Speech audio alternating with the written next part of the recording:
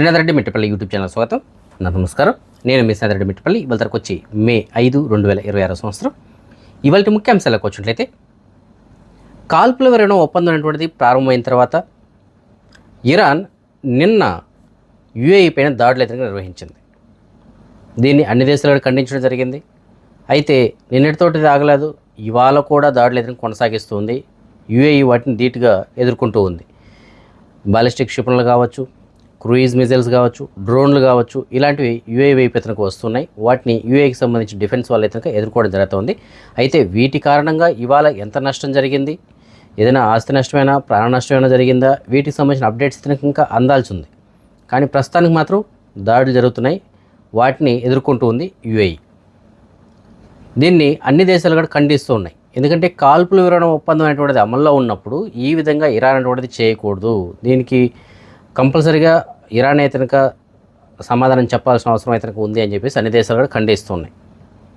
ఇదిలా ఉండగా ట్రంప్ ఏం తెలియజేస్తున్నాడంటే, ఇరాన్ ఇప్పటికే కాల్పుల విరమణ ఒప్పందం ఉండగానే ఈ విధంగా దాడులకి కనుక తెగబడుతూ ఉంది. సో ఇది కనుక ఇలాగే కొనసాగినట్లయితే ఒక వారం లోపే మేము దాడులు చేయడానికి అయితే రెడీ అవుతాము, మరోసారి యుద్ధం అయితే మళ్ళీ ప్రారంభిస్తాము అని చెప్పేసి ఆయన తెలియజేస్తున్నట్లు కొన్ని వార్తాపత్రికల్లో సమాచారం అయితే వచ్చింది. ఆయన అఫిషియల్గా తెలియజేశాడా లేకపోతే అనఫిషియల్ అయిన కూడా తెలియదు, కానీ న్యూస్ మాత్రం వచ్చింది. సో ఆ న్యూస్లో అంటున్నాడు అని ఒక సమాచారం అని మాత్రమే అందులో ప్రింట్ అయ్యి ఉంది. సో అఫిషియల్గా ట్రంప్ చెప్పినట్టయితే లేదు, కానీ ఈ విధంగా ట్రంప్ అన్నాడు అని చెప్పేసి ఉంది.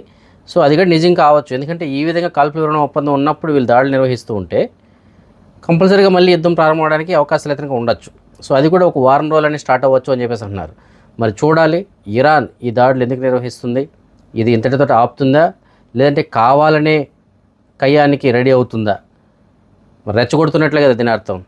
కాల్పుల విరమణ ఒప్పందం ఉన్నప్పుడు యుద్ధానికి రాకూడదు, వాళ్ళు ఎలాంటి చర్యలు కానీ చేపట్టకూడదు. ఈ విధంగా చేస్తున్నారంటే ఉద్దేశపూర్వకంగానే చేస్తున్నారేమో, రండి మా పైన యుద్ధానికి చూసుకుందాం తేల్చుకుందాం అని చెప్పేసి. మరి చూడాలి దీని యొక్క పరిణామాలు ఎలా ఉంటాయో. మరి ట్రంప్ అయితే మాత్రం ఈ విధంగా హెచ్చరిక చేస్తున్నాడు.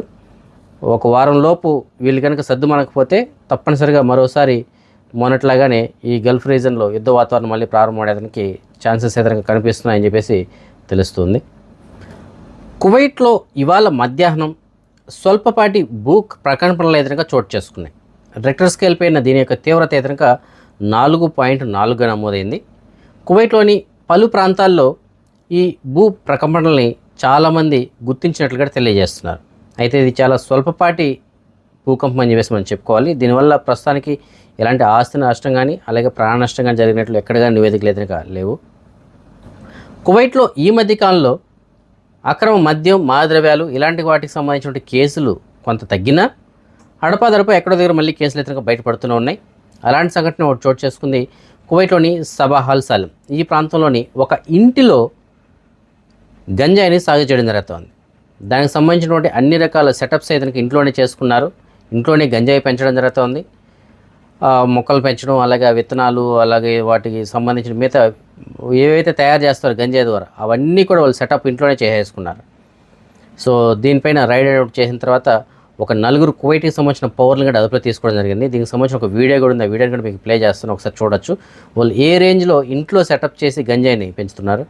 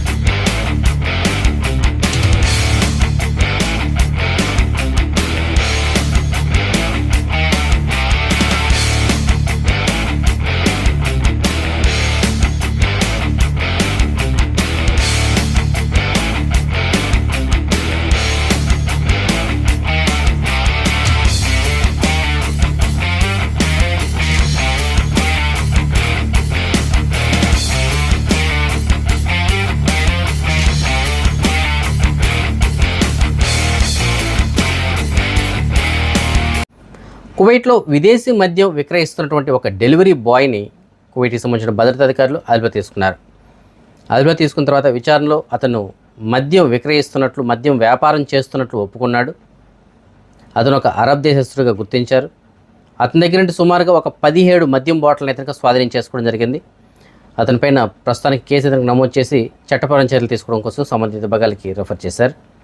ప్రముఖ నిర్మాత ఆర్బీ చౌదరి, మీకు అందరికీ తెలిసే ఉంటుంది, సూపర్ గుడ్ ఫిల్మ్స్ ద్వారా చిత్రాలు నిర్మించినటువంటి, అంటే సూపర్ గుడ్ ఫిల్మ్స్ బ్యానర్ ఏదైతుందో ఆ బ్యానర్లో చిత్రాలు నిర్మించినటువంటి ఆర్బీ చౌదరి గారు మీకు అందరికీ తెలిసే ఉంటుంది. ఆయన గురించి ప్రత్యేకంగా మనం చెప్పాల్సిన అవసరం లేదు. ఉదాహరణకి ఒకటి సూర్యవంశం సినిమా ఏదైతే ఉందో అలాంటి చాలా గొప్ప సినిమాలను ఇతనికి ఆయన నిర్మించడం జరిగింది. ఆయన ఒక రోడ్డు ప్రమాదంలో ఇవాళ ప్రాణాలు కోల్పోయినట్లు తెలియజేస్తున్నారు. ఆయన యొక్క ఆత్మీయ శాంతి చేకూరాలని చెప్పేసి మనం కోరుకుందాం. మన సబ్స్క్రైబర్లు కొంతమంది పని కావాలని చెప్పేసి మెసేజ్ పెట్టడం జరిగింది. అందులో ఒక సబ్స్క్రైబర్ మనకు మెసేజ్ పెట్టారు. ఆయనకి డ్రైవర్ పని కావాలని చెప్పేసి అంటున్నారు. ఆయన కువైట్లో ఉంటున్నారు. ఆయనకి 23 సంవత్సరాల అనుభవం అయితే ఉంది డ్రైవింగ్లో. సో మీకు తెలిసిన చోట ఎక్కడైనా సరే డ్రైవర్ పని కనుక ఏదైనా వేకెన్సీ ఉన్నట్లయితే మీకు డిస్ప్లేకి సంబంధించిన నెంబర్ ఇస్తున్న నెంబర్ కాల్ చేసానికి సమాచారం అందించగలరు. అలాగే ఇంకొక సబ్స్క్రైబర్ మనకు మెసేజ్ పెట్టడం జరిగింది. ఆయనకి వీసా కావాలి అని చెప్పేసి అంటున్నారు. ఆయన కువైట్లో 18 సంవత్సరాల అనుభవం అయితే ఉంది అభయాలు కుట్టడంలో, అలాగే అభయాలు కటింగ్ మాస్టర్గా. సో మీకు తెలిసిన చోట ఎక్కడైనా సరే టైలర్ షాప్లో అభయాలు కట్ చేయడానికి కానీ, అంటే కటింగ్ మాస్టర్గా కానీ, లేదా కుట్టడానికి కానీ ఏదైనా సరే వీసా ఏదైనా కనుక ఉన్నట్లయితే మీకు డిస్ప్లే ఆయనకి సంబంధించి నెంబర్ ఇస్తాను. ఆ నెంబర్ కాల్ చేసి ఆయనకి సమాచారం అందించగలరు. అదే మనం ఈ మనీ ఎక్స్చేంజ్ విషయానికి వచ్చినట్లయితే ప్రస్తుతానికి ఒక కువైట్ దినార్ మన భారతదేశం రూపీస్లో సుమారుగా $308.25 ఉంది. బంగారం విషయానికి వచ్చినట్లయితే మాలియాలో ఉన్న సూకల్వతిలో ఉన్నటువంటి షాప్ నెంబర్ 121లో ఉన్న ఎఫ్కే జ్యువెలర్స్ వాళ్ళు మనకు అందించిన సమాచారం మేరకు 22 క్యారెట్ల బంగారం ప్రస్తుతానికి 1 గ్రామ్ ధర 42 దినార్ల 34 పిలుసుగా ఉంది. అదే 24 క్యారెట్ల బంగారం అనగా బిస్కెట్ రూపాయల బంగారం ప్రస్తుతానికి 1 గ్రామ్ ధర 45 దినార్ల 839 పిలుసుగా ఉంది. ఫ్రెండ్స్, సాల్మియాలో ఉన్నటువంటి మనకు తెలిసినట్టు ఒక మొబైల్ షాప్లో పనిచేయడానికి వర్కర్స్ కావాలని చెప్పేసి అంటున్నారు. అయితే సూన్ వీసా కలిగి ఉండాలి, అకామా మార్చుకుంటారు, మంచి జీతం అయితే ఇస్తామని చెప్పేసి అంటున్నారు. యువకులు అయితే కనుక చాలా మంచిది, ఆల్రెడీ మొబైల్ షాప్లో పనిచేయడం అనుభవం ఉంటే ఇంకా మంచిది. సో అలాంటి వాళ్ళు ఎవరైనా ఉంటే కనుక మీకు నేను డిస్ప్లేలో వాళ్ళకి సంబంధించి నెంబర్ ఇస్తాను. నెంబర్ కాంటాక్ట్ చేసి పూర్తిగా కనుక్కొని మీకు నచ్చితే వెళ్ళి జాయిన్ అవ్వచ్చు. సో ఈ ఫ్రెండ్స్ ప్రస్తుతం అప్డేట్స్ రేపు రాత్రి 9 గంటలకు వచ్చే వీడియోలో మరిన్ని అప్డేట్స్ తెలుసుకుందాం. అంతకు సెలవు, జై హింద్. బంగారం కొందాం, కొత్త బట్టలు కొనుక్కుందాం, చుట్టాలందరినీ పిలిచి దావత్ చేద్దాం. అందరూ హ్యాపీగా ఉండడమే కావాలరా, నాకు ఖర్చు ముఖ్యం కాదు. బంగారము, బట్టలు, దావత్ చాలా ఖర్చు అవుతుంది కదా డాడీ. అయితే అయింది, నేను చూసుకుంటా అన్నా కదా. మన డబ్బులు అయిపోయినాయి అనుకో, బయట నుంచి తీసుకొస్తా.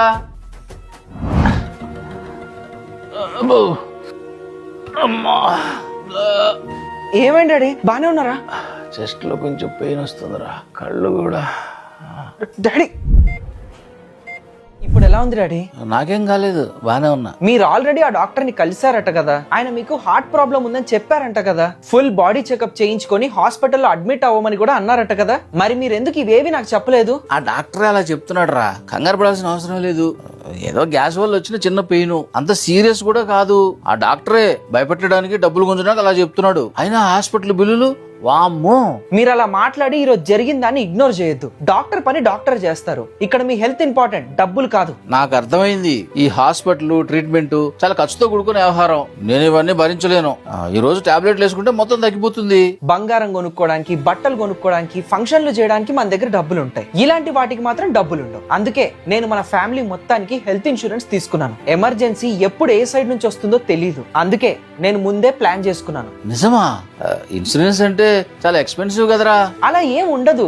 ప్లాన్స్ అనేవి ఎవ్రీ మంత్ 400 to 500 రూపీస్ గా స్టార్ట్ అవుతుంది. ఫ్యామిలీ మొత్తానికి లాక్స్ లో, క్రోర్స్ లో కవరేజ్ వస్తుంది. ఈ డబ్బులు మన హాస్పిటల్ బిల్ కట్టడానికి, మందులు కొనుక్కోవడానికి, టెస్టులు చేయించుకోవడానికి ఎంతగానో ఉపయోగపడతాయి. ఫ్యామిలీ గురించి చాలా అడ్వాన్స్ గా ఆలోచించావురా. హెల్త్ ఎమర్జెన్సీస్ అనేవి ఎప్పుడు మనకి చెప్పిరావు. ఏ టైంలో ఏదన్నా